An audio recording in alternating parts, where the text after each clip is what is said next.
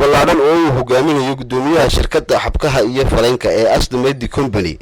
ahna mulkulaha shirkadaasi Barkad Jibriil Xasan oo ay heliyaan khubaro cadaan ah oo ku xeel dheer ka ganacsiga xabkaha iyo faleenka isla markaana mashaariic horumarineed ka fuliyay gobolka Sanaag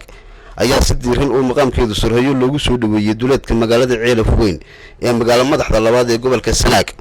ugu horreyn waxa goobtaasi ka hadlay qaar ka mid ah dadweynihii u taagnaa soo dhaweynta wafdigaas oo isugu jira cuqaal xildhibaano iyo marti sharaf kale kuwaas oo dhammaantood sheegay inay ku faraxsan yihiin soo dhaweynta shirkadda wadaniga ah ee Asli Madi isla markaana ay mahadiyeen waxqabadkeeda waxaana yiraahdeen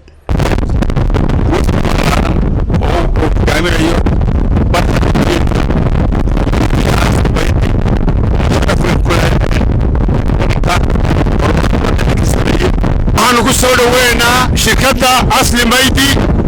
oo gobolka Sanaag soo gaadhay saaka waxaan ugu hambalta gaar ahaan degmada Ceelaf Weyn shirkadaas oo ah shirkad waxqabad maamul horumar ka samaysay dalka dhisay cusbitaaladan dhisay dhismo fara badan ceelal iskuulo hawlo badan gashay ayaanu halka ku soo dhaweynaynaa cusbitaalay dhisay iskuulay dhisay ceelal bay qoday horumar bay gobolka iyo dalkaba ka samaysay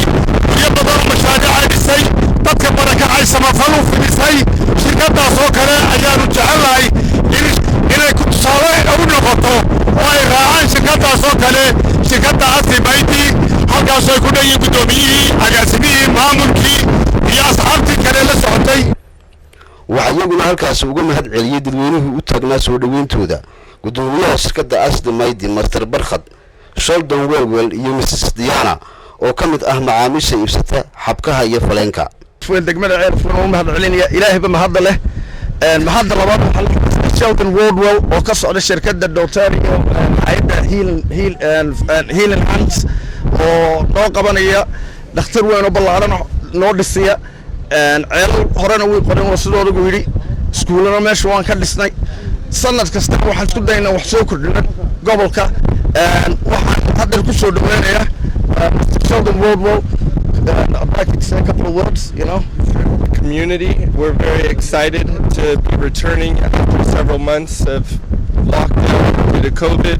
We're bringing a team of medical professionals and technicians, and we're looking forward to opening up the Sanaag Specialty Hospital in about 1 month's time. We're happy to be with our partner, Asli Madi. Thank you for such a warm welcome.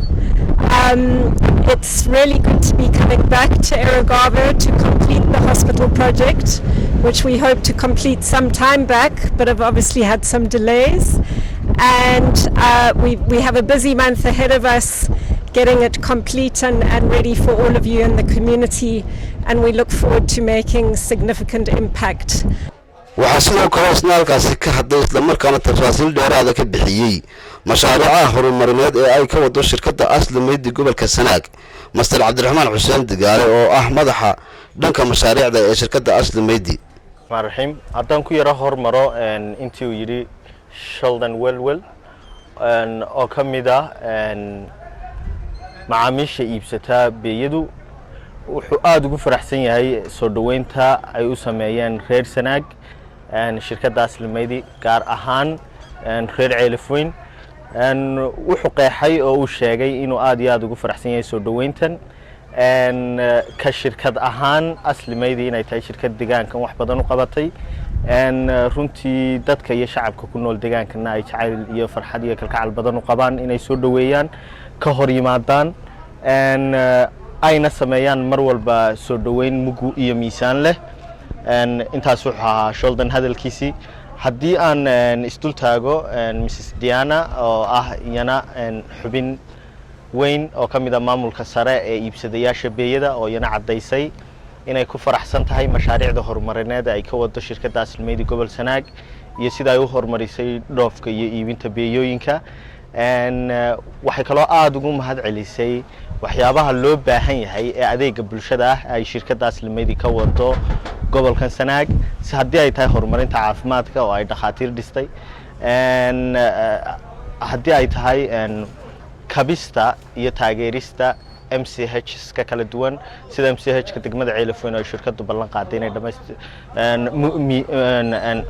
qayb libaaxle ay ka qaadanayso dhismihiisa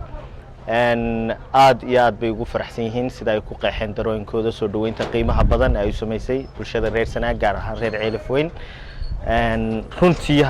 intaas waxay ahayd hadalladoodii haddii aan gebagabeeyo anigoo ku hadlaya afka shirkadda aad iyo aad baan ugu faraxsanahay soo dhaweynta qiimaha badan ay noo sameeyeen dadka ku nool deegaankani waa arrin lagu farxo waan soo dhaweynaynaa waan idinka mahadcelinaynaa wassalaamu calaykum rahmatullahi wabarakatuh guntii iyo gabagabadii waxa waftigaasi kulan la qaateen waftigii wasiirada ahaa ee nabadeynta u joogay muddooyinkii ugu dambeeyay degmada Ceelaf Weyn ee galbeedka gobolka Sanaag